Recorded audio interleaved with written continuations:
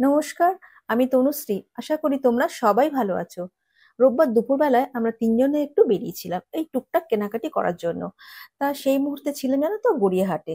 মেয়ে তখন বলছে, মা গড়িয়াহাটেই যখন চলে এসেছি, তাহলে আমার জুতোটা তো একটু পুরনো হয়েছে, চলো একটা নতুন জুতো একটু কিনে নিই।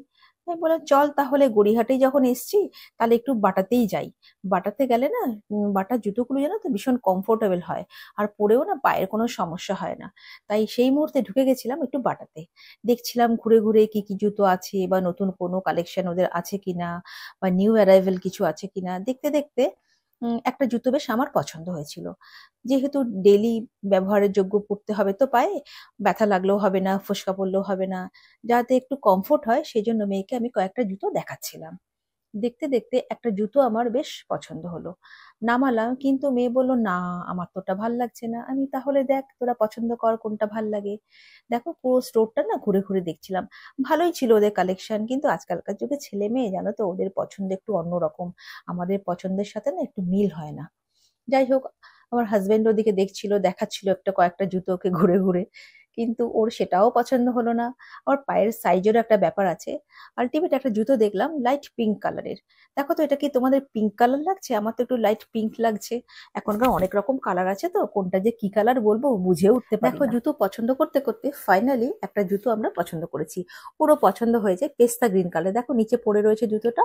দেখো তো কালারটা কেমন লাগছে তোমাদের, একটু কমেন্ট করে আমাকে জানিও প্লিজ।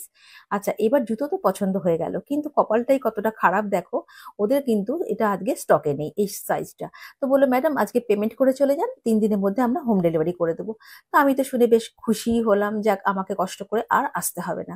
ফাইনালি বাড়িতে ওরা ডেলিভারি করে দেবে। এই সিস্টেমটা তো বাটার রয়েছে, তোমরা সবাই জানো।